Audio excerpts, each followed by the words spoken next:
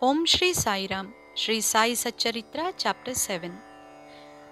Wonderful Incarnation, Behavior of Sai Baba, His Yoga Practices, His All-Pervasiveness, Leper Devotees Service, Master Kapadde's Plague Case, Going to Pandharpur. Wonderful Incarnation. Sai Baba knew all yogic practices. He was well versed in the 6 processes, including dhauti, stomach cleaning by a moistened piece of linen 3 inches in breadth and 22.5 inches in length, khanda yoga, that is, separating his limbs and joining them again, and samadhi, etc. If you think that he was a Hindu, he looked like a Yavan. If you think him to be a Yavan, he looked like a pious Hindu. No one definitely knew whether he was a Hindu or a Mohammedan. He celebrated the Hindu festival of Ramanavami with all due formalities and at the same time permitted the sandal procession of the Mohammedans. He encouraged wrestling bouts in this festival and gave good prizes to winners.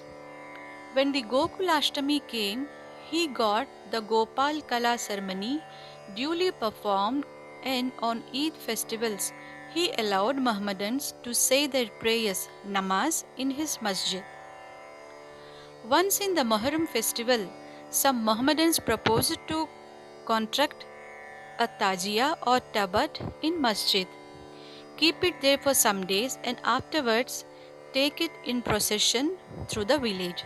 Sai Baba allowed the keeping of the tabat for 4 days and on the 5th day removed it out of the masjid without the least compunction.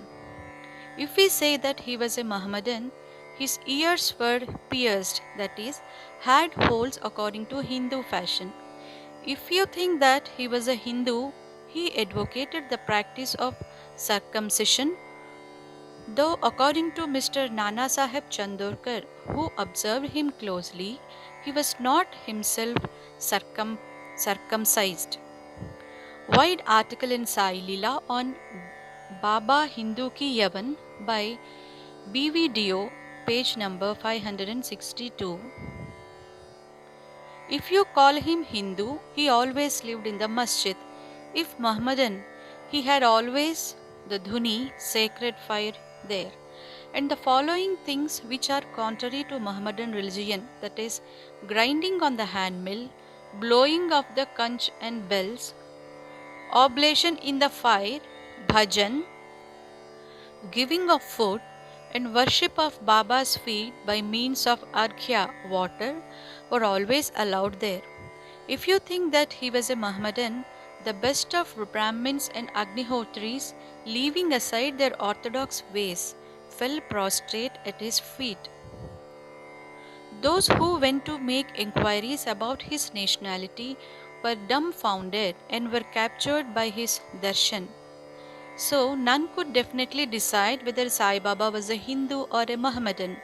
See below this paragraph. This is no wonder, for he who completely surrenders himself to the Lord by getting rid of his egoism and body consciousness thus becomes one with him and has nothing to do with any question of caste or nationality. Such a one as Sai Baba was, saw no difference between caste and even beings and beings. He took meat and fish with fakirs, but did not grumble when dogs touched the dishes with their mouths. Number 1.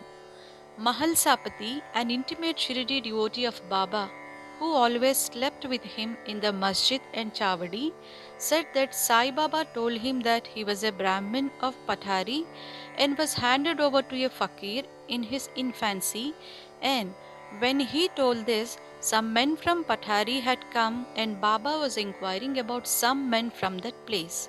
White Sai Leela, 1924, page number 179. Number 2.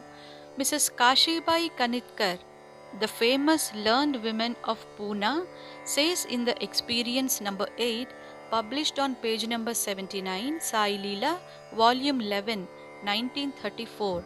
On hearing of Baba's miracles, we were discussing according to our theosophic convention and fashion whether Sai Baba belonged to black or white lodge. When once I went to Shirdi, I was thinking seriously about this in my mind. As soon as I approached the steps of the masjid, Baba came to the front and pointing to his chest and staring at me, spoke rather vehemently. This is a Brahmin, pure Brahmin. He has nothing to do with black things. No Mussulman can dare to step in here. He dare not. Again, pointing to his chest, this Brahmin can bring lack of men on the white path and take them to their destination. This is a Brahmin's masjid and I won't allow any black Mohammedan to cast his shadow here. Such a unique and wonderful incarnation was Sai Baba. On account of the merits in my past birth, I had the good fortune to sit at his feet and enjoy his blessed company. The joy and delight I derived therefrom was incomparable. In fact, Sai Baba was pure Anand and consciousness. I cannot sufficiently describe him, his greatness and uniqueness. He who took delight at his feet was established in his own self. Many sannyasis, sadhakas, and all sorts of men aspiring for salvation came to Sai Baba. He always walked, talked, and laughed with them, and always uttered with his tongue, Allah Malik, God is the sole owner. He never liked discussion or arguments. He was always calm and controlled. Though irritable at some times, always preached full Vedanta, and nobody knew till the last who was Baba. Princes and poor people were treated alike by him. He knew the inmost secrets of all, and when he gave expression to them, all were surprised. He was the repository of all the knowledge. Still, he feigned ignorance. He also disliked honor. Such were the characteristics of Sai Baba. Though he had a human body, his deeds testified to his godhood. All people considered him as the Lord God in Shirdi. Behavior of Sai Baba. Fool that I am, I cannot describe Baba's miracles. He got almost all the temples in Shirdi repaired. Through Tatya Patil, the temples of Shani, Ganapati, Shankar Parvati, village deity, and Maruti were put in order. His charity was also remarkable. The money he used to collect as dakshina was freely distributed, 20 rupees to some, 15 or 50 rupees to others every day. The recipients thought that this was pure charity money, and Baba wished that it should be usefully employed. People were immensely benefited by having a darshan of Baba. Some became hale and hearty. Wicked people were turned into good ones. Kushta, leprosy, was cured in some cases. Many got their desires fulfilled without any drops or medicine being put in the eyes. Some blind men got back their sight, and some lame ones got their legs. Nobody could see the end of his extraordinary greatness. His fame spread far and wide, and pilgrims from all the sides flocked to Shirdi. Baba sat always near the dhuni and eased himself there, and always sat in meditation, sometimes with and on other times without a bath. He used to tie a white turban on his head and wear a clean dhotar round his waist and a shirt on his body. This was his dress in the beginning. He started practicing medicine in the village, examined patients and gave medicines. He was always successful, and he became famous as a Hakim, doctor. A curious case may be narrated here. One devotee got his eyeballs quite red and swollen. No doctor was available in Shirdi. The other devotees took him to Baba.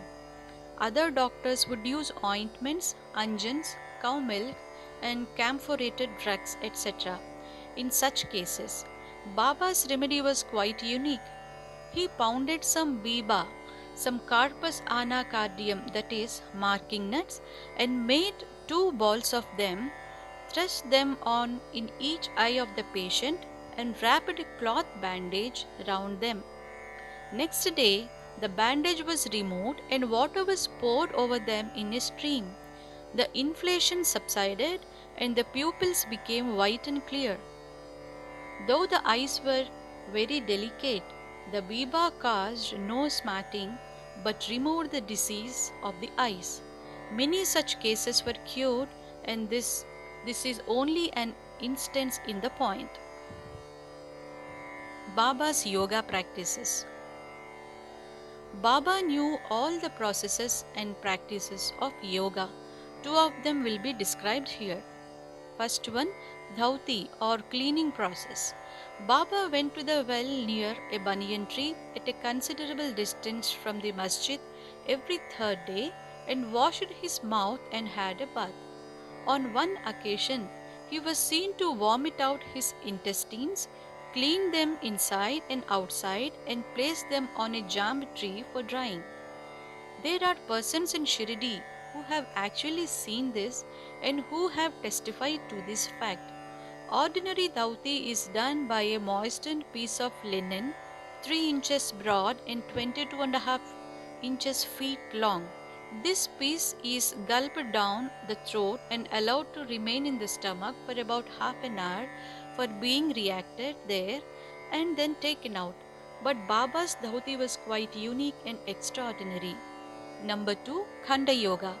In this practice, Baba extracted the various limbs from his body and left them separately at different places in the masjid. Once, a gentleman went to the masjid and saw the limbs of Baba lying separately at separate places. He was much terrified, and he first thought of running to the village officers and informing them of Baba being hacked to pieces and murdered. He thought that he would be held responsible as he was the first informant and knew something of the affair, so he kept silent. But next day when he went to the masjid, he was very much surprised to see Sai Baba hale and hearty and sound as before. He thought that what he had seen the previous day was only a dream. Baba practiced yoga since his infancy, and nobody knew or guessed the proficiency he attained. He charged no fees for his cures, became renowned and famous by virtue of his merits, gave health to many, a poor and suffering person. This famous doctor of doctors cared not for his interests, but always worked for the good and welfare of others, himself suffering unbearable and terrible pain many a time in the process. One such instance I give below, which will show the all-pervasive and most merciful character of Sai Baba. Baba's all-pervasiveness and mercy. In the year 1910, Baba was sitting near the Dhuni on Diwali holiday and warming himself. He was pushing the firewood into the Dhuni, which was brightly burning. A little later, instead of pushing logs of woods, Baba pushed his arm into the Dhuni. The arm was scorched and burnt immediately. This was noticed by the servant Madhava and also by Madhavrao Deshpande, Shama. They at once ran to Baba, and Madhavrao clasped Baba by his waist from behind and dragged him forcibly backward and asked, "Deva, for what have you done this?" Then Baba came to his senses and replied, "The wife of a blacksmith at some distant place was working the bellows of a furnace. Her husband called her. Forgetting that her child was on her waist, she ran hastily and the child slipped into the furnace. I immediately thrust my hand into the furnace and saved the child. I do not mind my arm being burnt, but I am glad that the life of the child is saved." Leper devotees service. On hearing the news of Baba's hand being burnt from Shama, Madhavrao Deshpande, Mr. Nana Sahib Chandorkar, accompanied by the famous doctor Parmanand of Bombay, with his medical outfit consisting of ointments, lint, and bandage, etc., rushed to Shirdi and requested Baba to allow Dr. Parmanand to examine the arm and dress the wound caused by the burn. This was refused. Ever since the burn, the arm was dressed by the leper devotee Bhagoji Shinde. His treatment consisted in massaging the burnt part with ghee and then placing a leaf over it and bandaging it tightly with bandages. Mr. Nana Sahib Chandorkar solicited Baba many a time to unfasten the putties and get the wound examined and treated by Dr. Parmanand, with the object that it may be speedily healed. Dr. Parmanand himself made similar requests, but Baba postponed, saying that Allah was his doctor and did not allow his arm to be examined. Dr. Parmanand's medicines were not exposed to the air of Shirdi, as they remained intact, but he had the good fortune of getting a darshan of Baba. Bhagoji was allowed to treat the hand daily. After some days, the arm healed and all were happy. Still, we do not know whether any trace of pain was left or not. Every morning, Bhagoji went through this program of loosening the putties, massaging his arm with ghee, and tightly bandaging it again. This went on till Baba's Samadhi, death.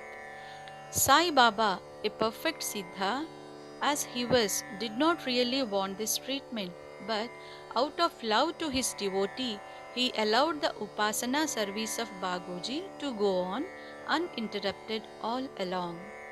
When Baba started for Lendi, Bhagoji held an umbrella over him and accompanied him.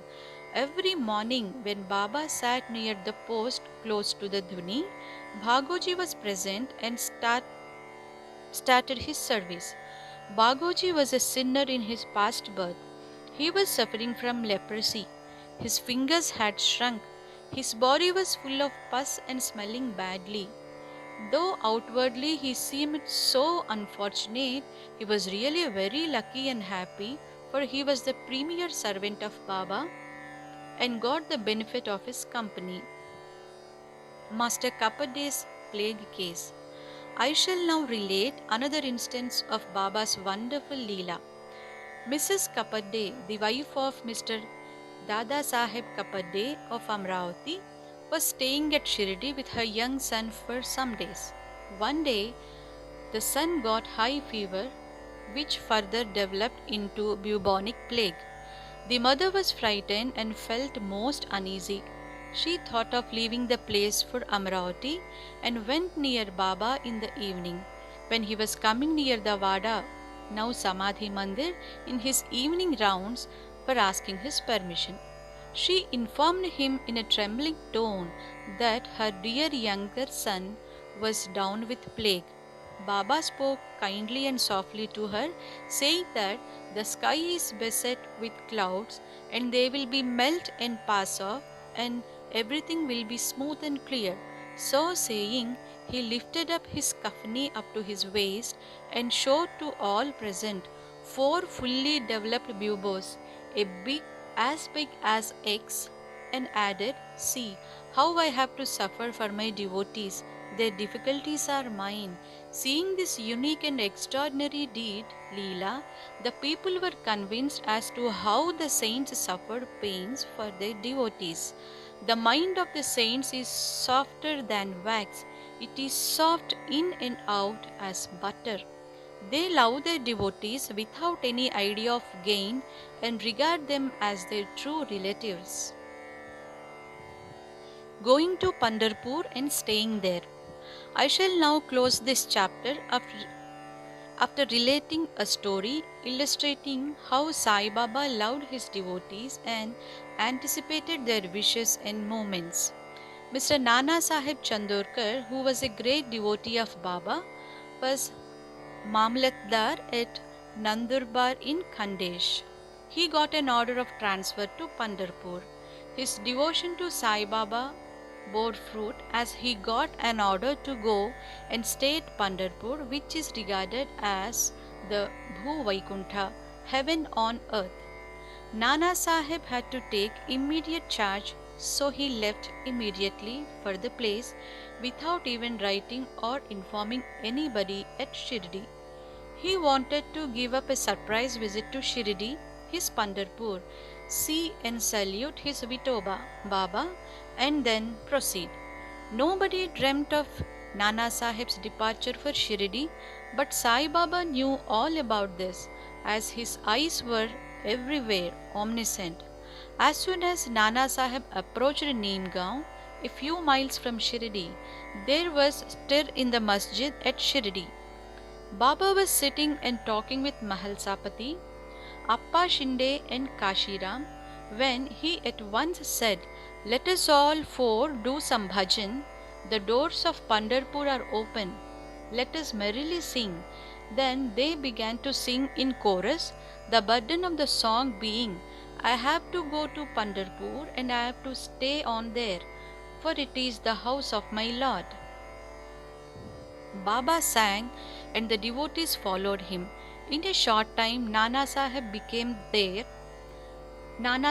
came there with his family, prostrated before Baba and requested him to accompany them to Pandharpur and stay with them there. This solicitation was not necessary, as the devotees told Nana Sahib that Baba was already in the mood of going to Pandharpur and staying there. Hearing this, Nana Sahib was moved and fell at Baba's feet. Then, getting Baba's permission, Udi, sacred ashes, and blessings, Nana Sahib left for Pandharpur. There is no end to Baba's stories, but let me now make a halt here, reserving for the next chapter other topics such as importance of human life, Baba's living on alms, Bayajabai's service, and other stories. Bow to Sri Sai, peace be to all.